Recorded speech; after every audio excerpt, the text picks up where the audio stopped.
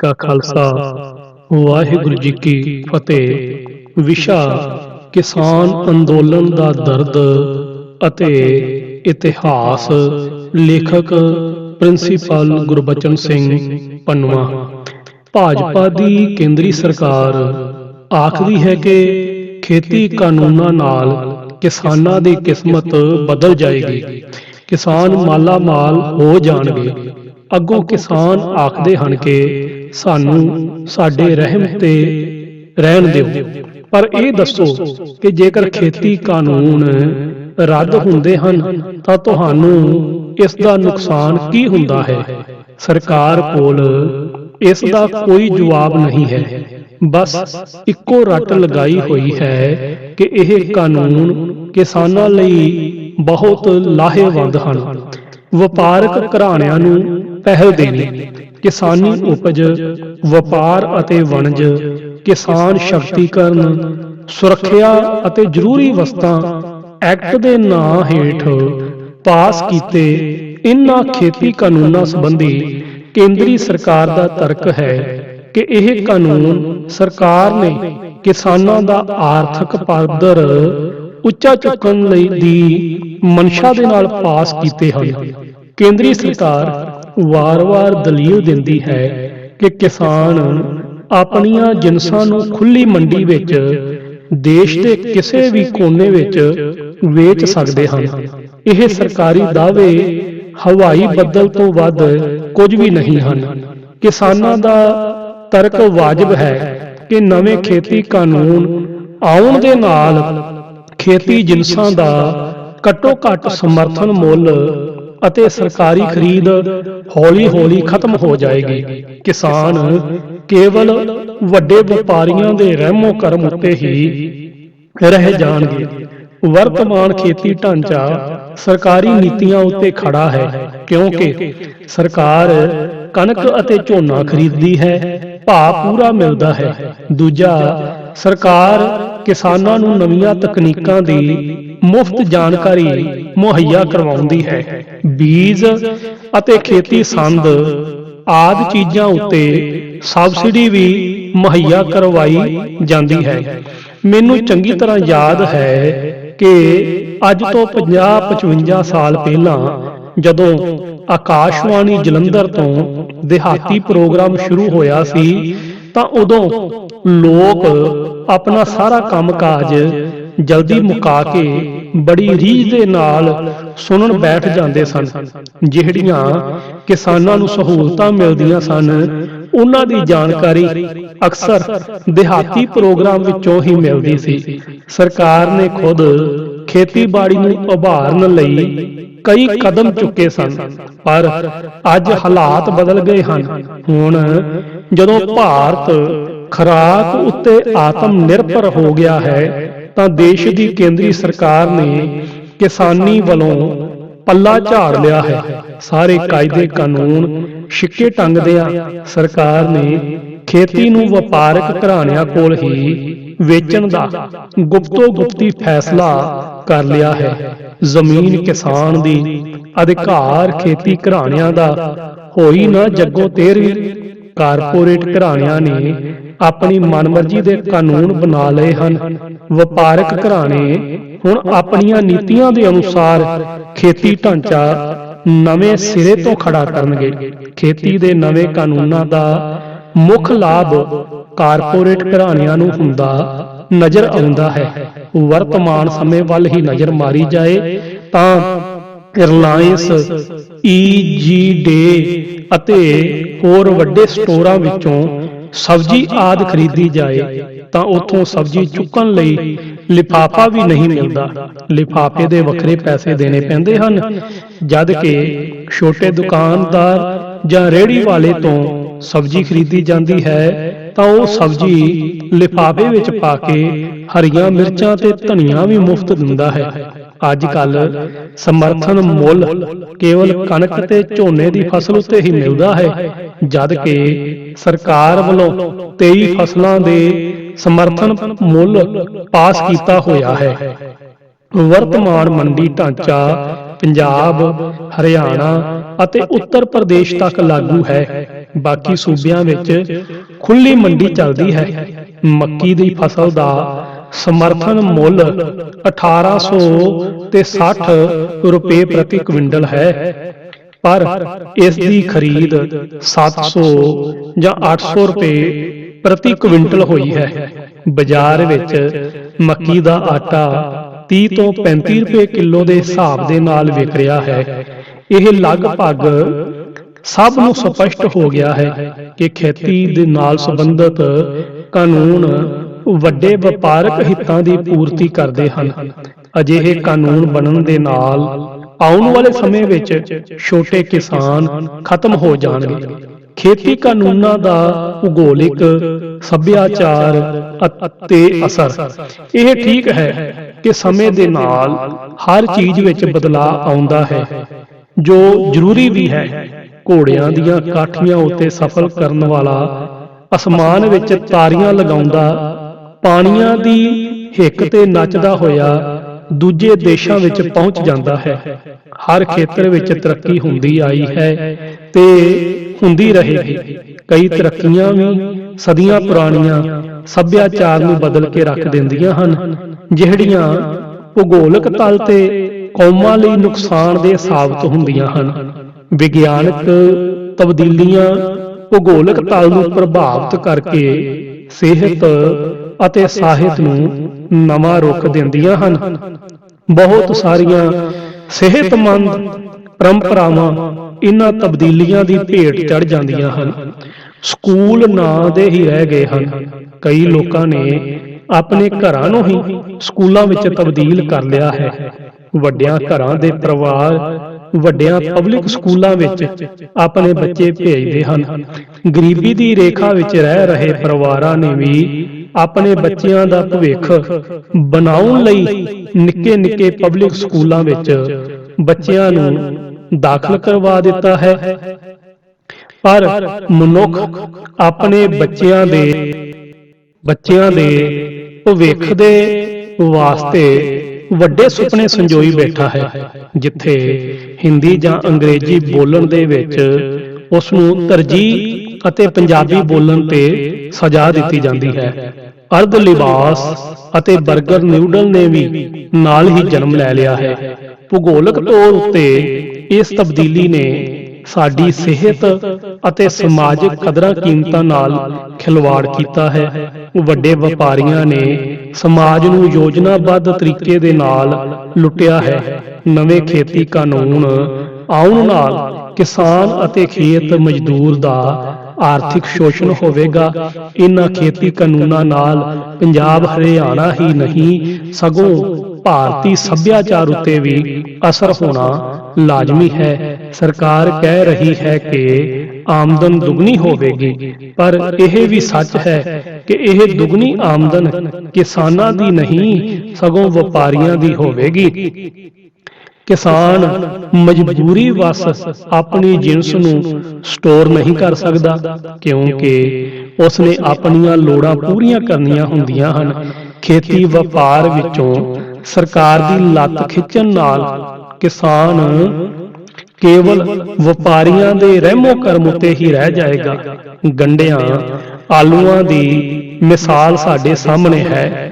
ਜਦੋਂ ਫਸਲ ਮੰਡੀ ਵਿੱਚ ਆਉਂਦੀ ਹੈ ਤਾਂ ਉਹ 2 ਤੋਂ 7 ਰੁਪਏ ਕਿਲੋ ਵਿਕਦੀ ਹੈ। ਜਦੋਂ ਵਪਾਰੀਆਂ ਦੇ ਸਟੋਰ ਵਿੱਚ 6 ਮਹੀਨੇ ਬੰਦ ਰਹਿ ਜਾਂਦੀ ਹੈ ਤਾਂ ਉਹੀ 40 ਤੋਂ 90 ਰੁਪਏ ਕਿਲੋ ਵਿਕਦੀ ਹੈ। ਜੇ ਫਸਲ ਵੱਧ ਹੋ ਜਾਏਗੀ ਤਾਂ ਵਪਾਰੀ ਉਸੇ ਫਸਲ ਵਿੱਚ ਨੁਕਸ ਕੱਢ ਕੇ ਉਸ ਨੂੰ ਹੋਰ ਸਸਤੀ ਕੀਮਤ ਉੱਤੇ ਵੇਚਣ ਲਈ ਕਿਸਾਨ ਨੂੰ ਮਜਬੂਰ ਕਰੇਗਾ। ਵੱਡੇ ਵਪਾਰਕ ਘਰਾਣੇ ਛੋਟੀ ਜ਼ਿਮੀਂਦਾਰਾਂ ਤੋਂ ਜ਼ਮੀਨ ਠੇਕੇ ਦੇ ਉੱਤੇ ਲੈ ਕੇ ਉਸ ਉੱਤੇ ਕਰਜ਼ਾ ਵੀ ਲੈ ਸਕਦੇ ਹਨ, ਪਰ ਕਿਸਾਨ ਮਜਬੂਰੀ ਵਸ ਕੁਝ ਨਹੀਂ ਕਰ ਸਕਦਾ। ਇਸ ਦੇ ਨਾਲ ਹੀ ਵਪਾਰੀ ਫਸਲ ਦਾ ਝਾੜ ਵਧੀਆ ਲੈਣ ਲਈ ਤਰ੍ਹਾਂ ਦੀਆਂ ਮਹਿੰਗੀਆਂ ਦਵਾਈਆਂ ਅਤੇ ਖਾਦ ਖਰੀਦਣ ਲਈ ਮਜਬੂਰ ਕਰੇਗਾ। ਜੇਕਰ ਪਿਛੋਕੜ ਵੇਖਿਆ ਜਾਏ ਤਾਂ ਈਸਟ ਇੰਡੀਆ ਕੰਪਨੀ ਭਾਰਤ ਵਿੱਚ ਵਪਾਰ ਕਰਨ ਲਈ ਹੀ ਆਈ ਸੀ। ਵਪਾਰ ਦੇ ਬਹਾਨੇ ਉਸਨੇ ਸਾਰੇ ਭਾਰਤ ਉੱਤੇ ਆਪਣਾ ਰਾਜ ਸਥਾਪਿਤ ਕਰ ਲਿਆ ਸੀ। ਆਪਣੇ ਹੱਕਾਂ ਲਈ ਕਿਸਾਨਾਂ ਨੂੰ ਉਦੋਂ ਤੋਂ ਹੀ ਜਹਿਦ ਕਰਨੀ ਸ਼ੁਰੂ ਕਰਨੀ ਪਈ ਸੀ। ਕੀ ਕਹਿੰਦਾ ਹੈ ਕਿਸਾਨੀ ਮੋਰਚਿਆਂ ਦਾ ਇਤਿਹਾਸ? 1907 ਵਿੱਚ ਅੰਗਰੇਜ਼ਾਂ ਨੇ 3 ਬਿੱਲ ਖੇਤੀ ਲਿਆਂਦੇ ਜਿਹੜੇ ਕਿਸਾਨ ਮਾਰੂ ਸਨ। ਉਹ ਇਹ ਸਨ ਕਿ ਸਰਕਾਰੀ ਭੂਏ ਦੀ ਆਬਾਦਕਾਰੀਅਤ ਪੰਜਾਬ ਦਾ ਬਿੱਲ ਜਾਰੀ ਹੋਇਆ 1907। ਪੰਜਾਬ ਇੰਤਕਾਲੇ ਅਰਾਜ਼ੀ ਵਾਹੀ ਹੇਠਲੀ ਜ਼ਮੀਨ ਐਕਟ ਬਿੱਲ ਮੁਜ਼ਰੀਆ 1907। ਜ਼ਿਲ੍ਹਾ ਰਾਵਲਪਿੰਡੀ ਵਿੱਚ ਵਾਹੀ ਹੇਠ ਜ਼ਮੀਨ ਦੇ ਮਾਲੀਏ ਵਿੱਚ ਵਾਧਾ ਅਤੇ ਬਾਰੀ ਦੁਆਬ ਨਹਿਰ ਦੀ ਜ਼ਮੀਨ ਦੇ ਪਾਣੀ ਟੈਕਸ ਵਿੱਚ ਵਾਧਾ। ਇਨ੍ਹਾਂ ਕਾਲੇ ਕਾਨੂੰਨਾਂ ਨੂੰ ਰੱਦ ਕਰਵਾਉਣ ਲਈ ਸਰਦਾਰ ਅਜੀਤ ਸਿੰਘ ਵੱਲੋਂ ਬਾਰ ਪੱਛਮੀ ਪੰਜਾਬ ਦੇ ਇਲਾਕਿਆਂ ਵਿੱਚ ਪਗੜੀ ਸੰਭਾਲ ਜੱਟਾਂ ਨਾਂ ਨਾਲ ਕਿਸਾਨ ਅੰਦੋਲਨ ਸ਼ੁਰੂ ਹੋਇਆ। ਇਹ ਅੰਦੋਲਨ ਉਦੋਂ ਹੀ ਖਤਮ ਹੋਇਆ ਜਦੋਂ ਅੰਗਰੇਜ਼ ਸਰਕਾਰ ਨੇ ਕਾਨੂੰਨ ਵਾਪਸ ਲੈ ਲਏ ਸਨ। ਇਸ ਅੰਦੋਲਨ ਵਿੱਚ 15,000 ਤੋਂ ਵੱਧ ਕਿਸਾਨ ਸ਼ਹੀਦ ਹੋਏ ਸਨ। 1914 ਵਿੱਚ ਗਦਰ ਪਾਰਟੀ, 1920 ਵਿੱਚ ਅਕਾਲੀ ਲਹਿਰ, ਗੁਰਦੁਆਰਾ ਸੁਧਾਰ ਲਹਿਰ, ਪ੍ਰਜਾ ਮੰਡਲ ਦੀ ਲਹਿਰ ਆਦਿ ਲਹਿਰਾਂ ਦਾ ਅਸਲ ਪਿਛੋਕੜ ਕਿਸਾਨੀ ਮੁੱਦਿਆਂ ਨਾਲ ਹੀ ਜੁੜਿਆ ਹੋਇਆ ਸੀ। Munshi Prem Chand, professor I.C. ਨੰਦਾ ਜਾਂ ਨਾਨਕ ਸਿੰਘ, ਸੋਹਣ ਸਿੰਘ ਸੀਤਲ ਦੇ ਨਾਵਲਾਂ ਕਹਾਣੀਆਂ ਵਿੱਚ ਸ਼ਾਹੂਕਾਰਾਂ ਦਾ ਧੱਕਾ ਸਪਸ਼ਟ ਦਿਖਾਈ ਦਿੰਦਾ ਹੈ। ਕਿਸਾਨ ਨੂੰ ਆਪਣੀ ਗਰਜ਼ ਪੂਰੀ ਕਰਨ ਲਈ ਸ਼ਾਹੂਕਾਰਾਂ ਅੱਗੇ ਵਗਾਰਾਂ ਕੱਟਣੀਆਂ ਪੈਂਦੀਆਂ ਹਨ।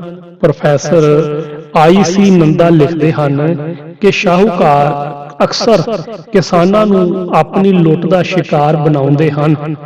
ਮਿਸਾਲ ਵਜੋਂ ਉਹਨਾਂ ਕਹਿਣਾ 25 ਤੀਆ 95, 5 ਤੈਨੂੰ ਮੈਂ ਛੱਡ ਦਿੰਦਾ ਹਾਂ, ਇਸ ਲਈ 5 20 ਉੱਤੇ ਅੰਗੂਠਾ ਲਗਾ ਦੇ। 3 ਮਾਰਚ 1935 ਨੂੰ ਪੰਜਾਬ ਕਰਜ਼ਾ ਕਮੇਟੀ ਜਥੇਬੰਦ ਕੀਤੀ ਗਈ। ਇਸ ਰਾਹੀਂ ਸ਼ਾਹੂਕਾਰਾਂ ਦੇ ਵਿਰੋਧ ਵਿੱਚ ਇੱਕ ਵੱਡੀ ਲਹਿਰ ਉੱਠ ਖੜੀ ਹੋਈ। 1937 ਵਿੱਚ ਸਰ ਛੋਟੂ ਰਾਮ ਪੰਜਾਬ ਦੇ ਮਾਲ ਮੰਤਰੀ ਬਣੇ ਤਾਂ ਸ਼ਾਹੂਕਾਰਾਂ ਦੇ ਖਾਤੇ ਧਰੇ ਧਰਾਏ ਰਹਿ ਗਏ। ਕਿਸਾਨਾਂ ਦੀਆਂ ਜ਼ਮੀਨਾਂ ਜਾਇਦਾਦਾਂ ਇਹਨਾਂ ਦੇ ਕਬਜ਼ੇ ਵਿੱਚੋਂ ਮੁਕਤ ਹੋ ਗਈਆਂ ਸਨ। 1937 ਵਿੱਚ ਲਾਹੌਰ ਮੋਰਚਾ ਸ਼ੁਰੂ ਹੋਇਆ ਜਦੋਂ ਅੰਗਰੇਜ਼ਾਂ ਨੇ 2 ਪੈਸੇ ਪ੍ਰਤੀ ਰੁਪਈਆ ਟੈਕਸ ਲਗਾਇਆ। 1946 ਵਿੱਚ ਮੋਗਾ ਮੋਰਚਾ ਲੱਗਿਆ ਤੇ ਜਿੱਤ ਹਾਸਲ ਕੀਤੀ। 1959 ਵਿੱਚ ਲੱਗੇ ਟੈਕਸ ਵਿਰੁੱਧ ਕਿਸਾਨ ਮੋਰਚਾ ਲੱਗਿਆ ਸੀ। 1981-83 ਵਿੱਚ ਖਾਲੇ ਪੱਕੇ ਕਰਨ ਦਾ ਖਰਚਾ ਕਿਸਾਨਾਂ ਸਿਰ ਪਾਉਣ ਦੇ ਵਿਰੋਧ ਵਿੱਚ ਕਿਸਾਨ ਮੋਰਚਾ ਲੱਗਿਆ। 2000 ਵਿੱਚ ਝੋਨੇ ਦੇ ਭਾਅ ਪ੍ਰਾਪਤ ਕਰਨ ਲਈ ਮੋਰਚਾ ਲੱਗਿਆ। 2003 ਵਿੱਚ ਬਿਜਲੀ ਦੇ ਨਿੱਜੀਕਰਨ ਵਿਰੁੱਧ ਮੋਰਚਾ ਲੱਗਿਆ। 1998 ਵਿੱਚ ਕਰਜ਼ਾ ਮੁਕਤੀ ਦਾ ਕਿਸਾਨਾਂ ਵੱਲੋਂ ਮੋਰਚਾ ਲਗਾਇਆ ਗਿਆ। ਇਤਿਹਾਸ ਦੀ ਹਿੱਕ ਵਿੱਚ ਹੋਰ ਵੀ ਬਹੁਤ ਸਾਰੇ ਕਿਸਾਨ ਮੋਰਚੇ ਲੱਗੇ, ਪਰ ਅਕਤੂਬਰ 2020 ਦਾ ਲੱਗਿਆ ਕਿਸਾਨ ਮੋਰਚਾ ਦੁਨੀਆ ਦੇ ਇਤਿਹਾਸ ਵਿੱਚ ਨਿਵੇਕਲੀ ਪੈੜ ਕਾਇਮ ਕਰ ਰਿਹਾ ਹੈ। ਪਰ ਅੱਜ ਵੀ ਕੇਂਦਰ ਸਰਕਾਰ ਟੱਸ ਤੋਂ ਮਸ ਨਹੀਂ ਹੋ ਰਹੀ। ਲੇਖਕ ਅੰਦੋਲਨ ਦਾ ਦਰਦ ਅਤੇ ਇਤਿਹਾਸ ਭਾਗ ਦੂਜਾ। ਨਵੇਂ ਖੇਤੀ ਕਾਨੂੰਨਾਂ ਦੇ ਨਾਲ ਲੋਕਤੰਤਰੀ ਢਾਂਚੇ ਨੂੰ ਢਾਹ। ਭਾਰਤ ਨੂੰ ਦੁਨੀਆ ਦਾ ਸਭ ਤੋਂ ਵੱਡਾ ਲੋਕਤੰਤਰ ਮੰਨਿਆ ਜਾਂਦਾ ਹੈ। ਹੁਣ ਹੌਲੀ-ਹੌਲੀ ਲੋਕਤੰਤਰ ਦੀਆਂ ਬੁਨਿਆਦਾਂ ਹਿਲਦੀਆਂ ਨਜ਼ਰ ਆ ਰਹੀਆਂ ਹਨ। ਜਦੋਂ ਦੀ ਭਾਜਪਾ ਨੇ ਕੇਂਦਰੀ ਹਕੂਮਤ ਸੰਭਾਲੀ ਹੈ, ਉਦੋਂ ਤੋਂ ਹੀ ਸਾਰੀ ਤਾਕਤ ਨੂੰ ਆਪਣੇ ਹੱਥ ਵਿੱਚ ਕਰਨ ਦਾ ਯਤਨ ਆਰੰਭਿਆ ਹੋਇਆ ਹੈ।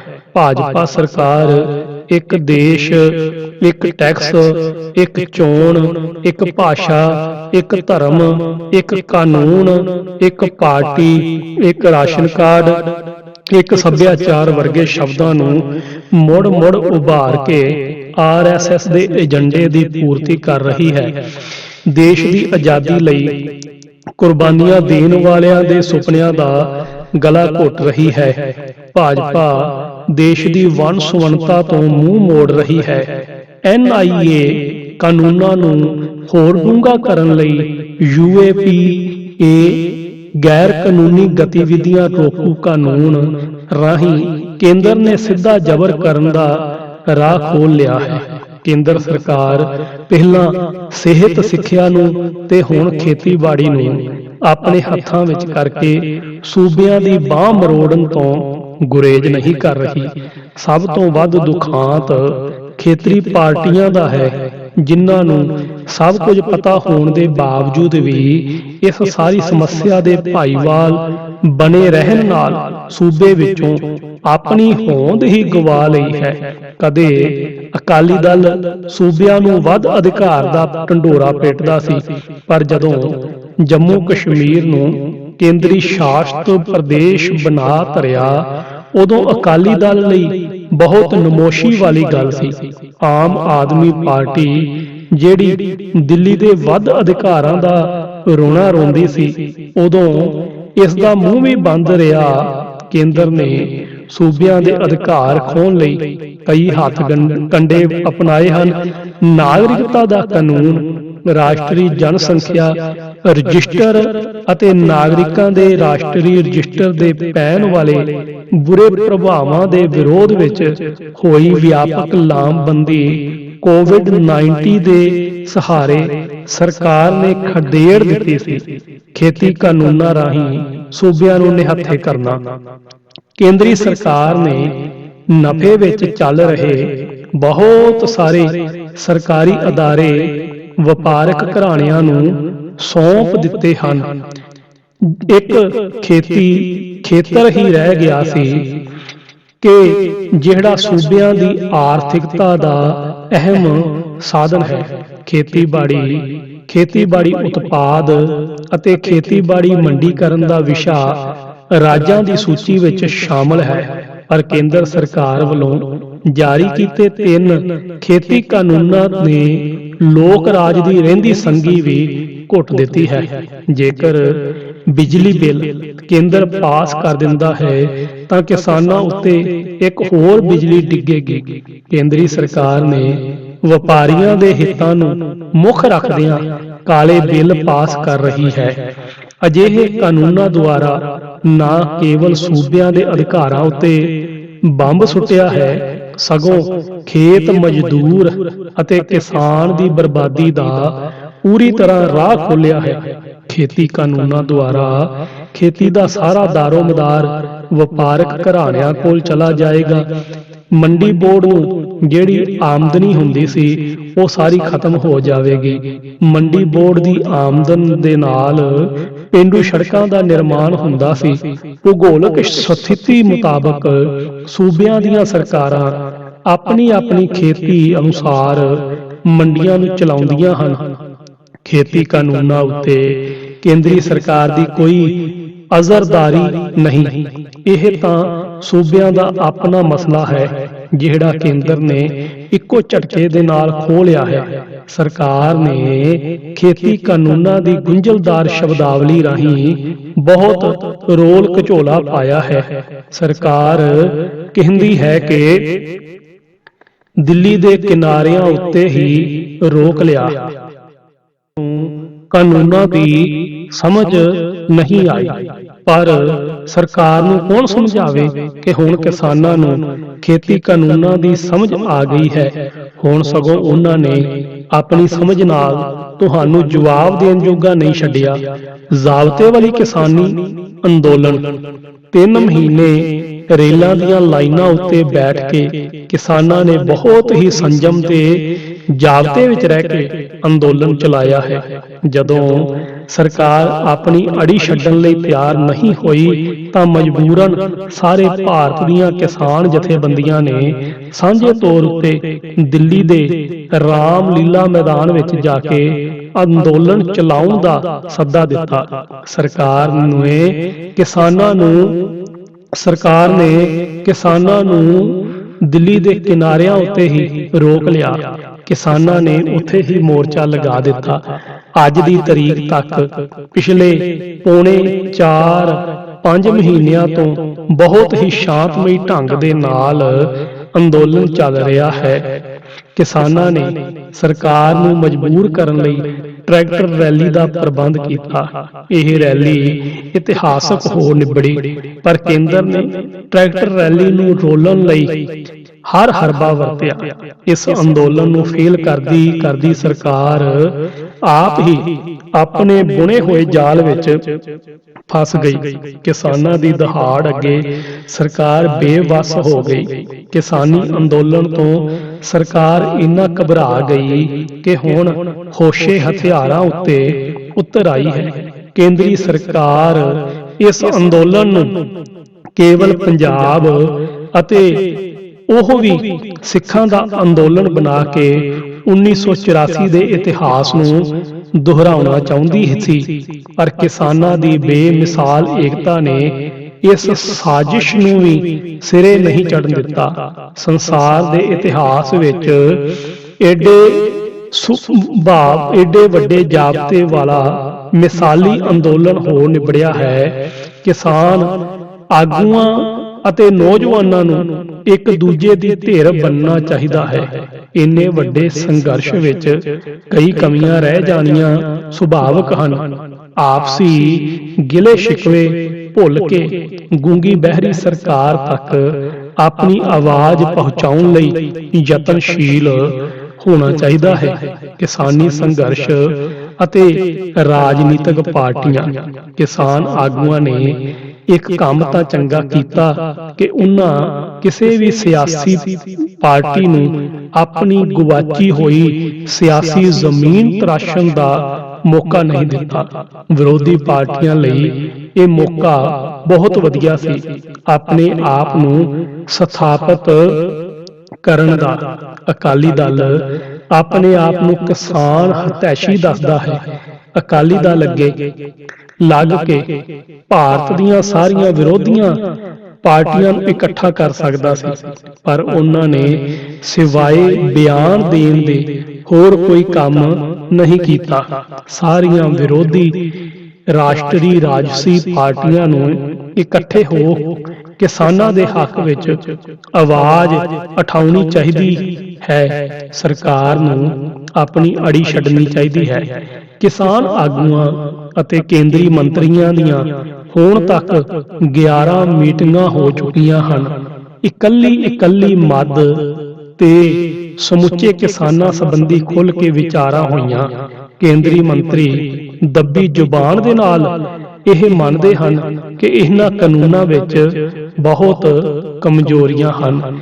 ਕਿਸਾਨਾਂ ਦੀ ਤਸੱਲੀ ਲਈ ਸਰਕਾਰ ਦੇ ਮੰਤਰੀਆਂ ਕੋਲ ਕੋਈ ਠੋਸ ਜਵਾਬ ਨਹੀਂ ਹਨ।